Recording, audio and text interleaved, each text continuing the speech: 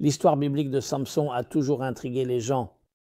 Un homme d'une force incroyable, tel que décrit dans la Bible. Il fut le 7e juge, succédant aux générations après Moïse puis Josué. Un juge, un chef de son peuple, mais il était aussi béni dès la naissance. Ses parents avaient fait le vœu de le consacrer comme nazaréen, mais qu'est-ce qu'un nazaréen? C'est quelqu'un qui s'abstient de boire du vin et de toucher à ses cheveux ou à sa barbe avec un rasoir. Et cela a conféré à Samson une force extraordinaire pour combattre les ennemis du peuple juif de l'époque, ce qu'il fit avec fidélité. Mais l'histoire continue avec les Philistins de l'époque, qui étaient ses pires ennemis, et il livrait bataille contre eux lorsqu'ils attaquaient le peuple juif qu'ils défendaient. Et la Bible nous raconte différentes histoires qui démontrent sa force extraordinaire. Mais il a épousé une femme philistine, et elle, Dalila est bien sûr son nom. Et à la demande des Philistins, elle a essayé de découvrir le secret de sa grande force, et il a refusé de le lui dire, car bien sûr cela aurait causé sa perte, et aurait évidemment mis le peuple juif en grand danger. Mais finalement, il le lui a révélé. Pour faire court, le pouvoir résidait dans ses cheveux, car il les avait laissés pousser. C'est pour cela que Dieu lui avait accordé sa force. Et cette nuit-là, elle a appelé les Philistins et ils lui ont rasé la tête, ils lui ont coupé quelques mèches de cheveux et il a perdu sa force. Alors, lorsqu'il s'est levé, il a été incapable de se défendre. Ils lui ont crevé les yeux tragiquement et l'ont emmené en prison. Et finalement, la fin de l'histoire, c'est qu'il prie Dieu et dit « Accorde-moi ma force une dernière fois ». Et il a demandé au jeune homme qu'il avait accompagné de le placer près des colonnes, les colonnes du temple philistin. Et dans son dernier acte de courage, il a renversé ces colonnes, trouvant la mort lui-même ainsi que des milliers de ses ennemis. Voilà, en résumé, l'histoire. La Bible nous dit qu'il a régné pendant 20 ans. En réalité, on parle de 40 ans, même si c'est en fait 20 ans. Mais il est dit que son influence et la crainte qu'il a inspirée de manière positive à ses ennemis étaient si puissantes qu'elles ont perduré encore 20 ans. Aucune entreprise ne peut fonctionner sans une déclaration de mission. Et vous? J'ai créé un cours spécial. Découvrez votre déclaration de mission personnelle. Découvrez-le dans la description ci-dessous. On pourrait donc dire qu'il s'agit d'une histoire biblique fantastique des temps anciens. Quelle leçon, quel pouvoir, que nous dit-elle aujourd'hui? Que nous apprend-elle sur le pouvoir? Que nous apprend-elle sur la perte de pouvoir? Comment devrions-nous utiliser le pouvoir? Il existe une expression inventée par quelqu'un qui dit que le monde changera positivement lorsque les gens respecteront le pouvoir de l'amour plus que l'amour du pouvoir. Lorsque le pouvoir de l'amour l'emportera sur l'amour du pouvoir, nous aurons un paradigme transformé, un nouveau monde. Qu'est-ce que le pouvoir? Nous connaissons bien sûr le pouvoir, la force physique en est une forme. Il y a aussi la force politique. Il y a aussi l'influence lorsque les gens ont peur de quelqu'un. Si cette personne dirige ou contrôle, soit parce qu'elle a la force de vous punir, soit parce qu'elle contrôle votre destin, elle contrôle votre subsistance. Je veux dire, le pouvoir est décrit de nombreuses façons différentes, souvent pas de manière très positive. Donc la première leçon que nous apprenons de Samson, c'est le pouvoir du pouvoir. Qu'est-ce que le pouvoir? Chacun de nous est doté de forces particulières, chacun. Pour certains, ces forces sont cognitives, pour d'autres émotionnelles, physiques ou encore d'influence ou de charisme. Tout le monde a des forces. Même quelqu'un d'introverti, il n'a peut-être pas de force nécessairement sur le devant de la scène, mais il en a en coulisses, dans la façon dont il évalue les choses, dont il élabore des stratégies. Chaque personne a des forces. Comme toute force, elle peut être utilisée pour le bien ou pour le mal. Prenons simplement le feu. Le feu est une force très puissante. Utilisée à bon escient, nous ne pouvons pas exister sans le feu, sans la chaleur. Nous en avons besoin parce que nous devons pouvoir exister. Nous cuisinons la nourriture. Nous avons besoin de chaleur pour vivre dans nos maisons, dans nos vies personnelles, pour notre être physique. Nous avons aussi besoin de chaleur spirituelle et de chaleur émotionnelle. D'un autre côté, un feu incontrôlé est une force destructrice. C'est juste pour donner un exemple simple. C'est la même chose pour tout. L'énergie nucléaire, la technologie peuvent être utilisées pour détruire ou pour construire. Donc c'est la première chose. Qu'est-ce qui détermine si nous allons l'utiliser de façon positive ou négative? Cela dépend si c'est égoïste ou altruiste. Si cela concerne uniquement ta propre préservation et ta survie, alors oui, tu te protégeras, mais au détriment des autres. Et souvent, je ne dis pas que tout le monde fera du mal aux autres, mais tu pourrais blesser les autres. Et essentiellement, l'histoire de toutes les injustices commises par l'homme contre l'homme, de toutes les guerres, qu'elles soient entre nations ou entre individus, c'est là où l'intérêt personnel de l'un entrait en conflit avec celui d'un autre, où quelqu'un était avide, où quelqu'un voulait ce que tu avais. Cependant, lorsque nous comprenons que nous ne sommes pas ici pour nous servir nous-mêmes, mais pour servir une cause plus grande que nous, alors ce pouvoir, cette même force et puissance peut devenir la plus constructive, la plus créatrice, une force qui construit et qui peut changer le monde de manière très positive. Nous avons donc ce choix. Samson avait aussi ce choix et en effet, dès sa naissance, ses parents avaient choisi pour lui une certaine vie, une vie réservée, s'abstenant des plaisirs matériels, principalement du vin, et de toucher à ses cheveux. Quel rapport les cheveux ont-ils avec tout cela? Eh bien, les capitalistes expliquent que les cheveux ont du pouvoir. Ce n'est pas seulement le pouvoir que l'on voit dans la publicité où l'on constate que les cheveux sont utilisés comme une énergie sexuelle très puissante, mais ils possèdent aussi une énergie spirituelle plus profonde, y compris une énergie sexuelle. Et c'est pourquoi les cheveux, d'un côté, peuvent accomplir de grandes choses, mais ils peuvent aussi causer beaucoup de destruction, beaucoup de corruption. Les cheveux même de Samson, voyez-vous, en sont un symbole des deux aspects. Alors pourquoi les cheveux sont-ils un symbole de pouvoir?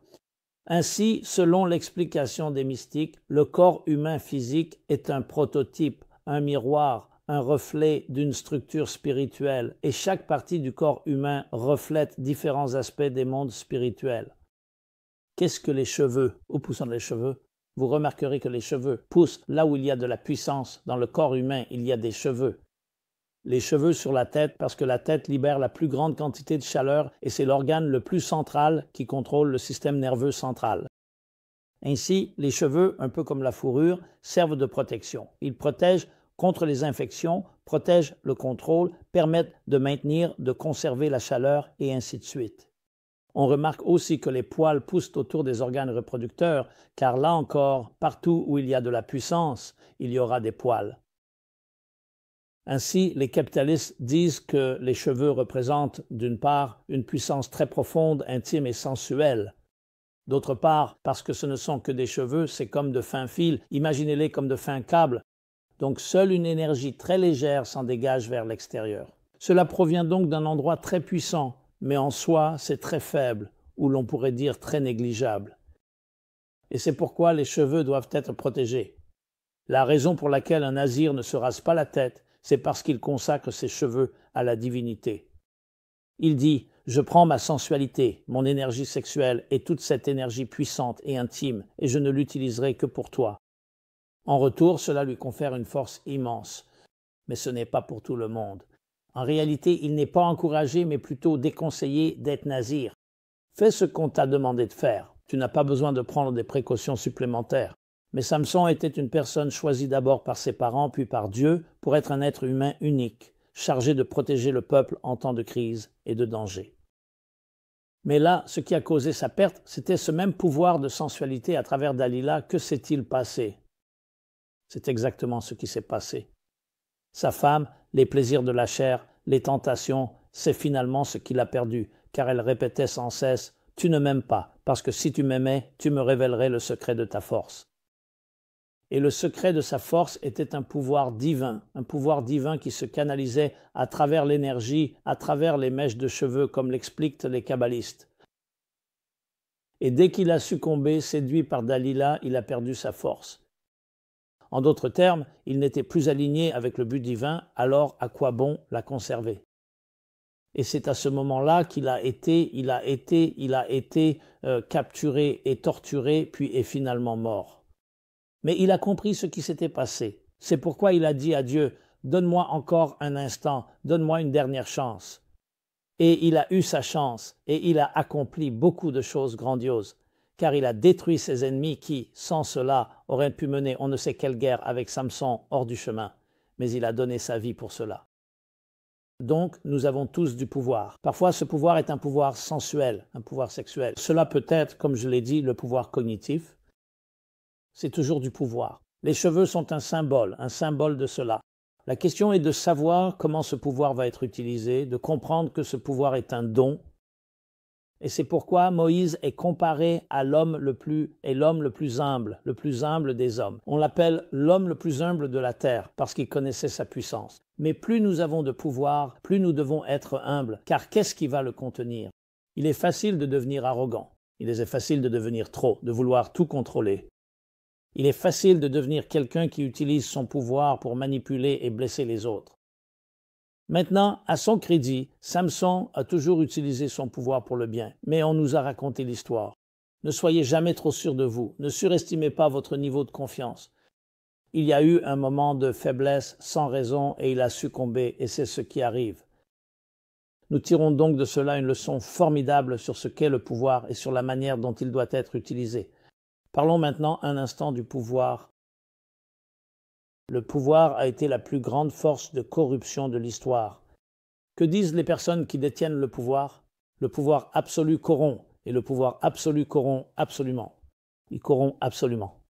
Parce que lorsque vous êtes au pouvoir, qu'est-ce qui va vous freiner? Quel est votre contrepoids? C'est pourquoi il existe une expression qui dit que le plus grand des rois doit toujours se rappeler qu'il y a quelqu'un de plus grand que lui. C'est Dieu. On vous a donné ses forces pour une raison. Et c'est une leçon de vie extraordinaire, car si l'on y réfléchit, les personnes influentes aujourd'hui, nos dirigeants, si elles avaient retenu cette leçon, à quoi ressemblerait le monde? En réalité, beaucoup déplorent le fait que nous n'ayons pas vraiment de dirigeants, ce qui mériterait d'ailleurs une discussion à part entière. Mais même ceux qui possèdent des forces, bien souvent ces forces deviennent la quête de leur propre gloire, de leur propre vanité, de leur propre richesse, de leur propre réussite. Parfois, d'autres en bénéficient, mais ce type de dirigeant totalement dévoué, qui détient réellement le pouvoir et sait canaliser et exploiter ce pouvoir pour construire quelque chose, est une véritable rareté. Et c'est pourquoi cette leçon de Samson est si puissante pour chacun d'entre nous. En enseignant à nos enfants dès leur plus jeune âge qu'ils possèdent de grandes forces et que ces forces peuvent être utilisées pour améliorer et transformer le monde. Mais souvenez-vous, de grandes forces s'accompagnent de grands défis, et ce grand défi consiste toujours à maintenir un équilibre, à garder le contrôle et à se rappeler qu'il existe quelque chose de plus grand que soi. Et ces forces qui sont canalisées en vous proviennent d'un endroit supérieur, et vous n'êtes rien d'autre que ce canal. Est-ce toujours facile? Non, bien sûr que non. Mais c'est ce qui fait la différence entre la vie et la mort, et la différence entre la transformation et la destruction. Alors, que chacun de nous prenne cette leçon à cœur et apprécie vraiment ce que nous avons en nous et réalise, oui, que l'on peut avoir une grande force et de beaux cheveux et que cela peut être utilisé pour la pure vanité, pour l'apparence extérieure ou bien pour réellement influencer et inspirer les autres à devenir plus grands qu'ils ne le pensent eux-mêmes. Puisse chacun de nous être béni de cette manière et tirer les leçons de Samson. Le mot Samson, qui se dit Shimshon en hébreu, signifie comme un pilier, un bouclier et un protecteur, car c'est ce qu'il était, un pilier et un protecteur. On l'appelle aussi parfois comme un soleil qui protège. C'est ce qu'il était. Donc, utiliser notre force pour protéger, pour nourrir, c'est ce que toute personne détenant du pouvoir devrait comprendre, que ce soit un parent, un éducateur ou un dirigeant. Être comme Shimshon, le véritable Shimshon, qui est un gardien et un protecteur pour tout ce qui a besoin de protection, les vulnérables, les sans défense, les sensibles. Dans ce monde, nous en avons plus que jamais besoin, aujourd'hui plus que jamais. Soyez bénis. C'était Simon Jacobson, meaningfullife.com, où vous pouvez retrouver ce programme et bien d'autres. Merci de partager avec d'autres, de faire circuler, et j'aimerais beaucoup entendre vos réflexions, commentaires, questions, demandes, tout ce que vous souhaitez partager. Encore une fois, meaningfullife.com. Chaque dimanche à 15h, heure de l'Est, nous proposons une série intitulée « Personnages bibliques décodés, leçons de vie ».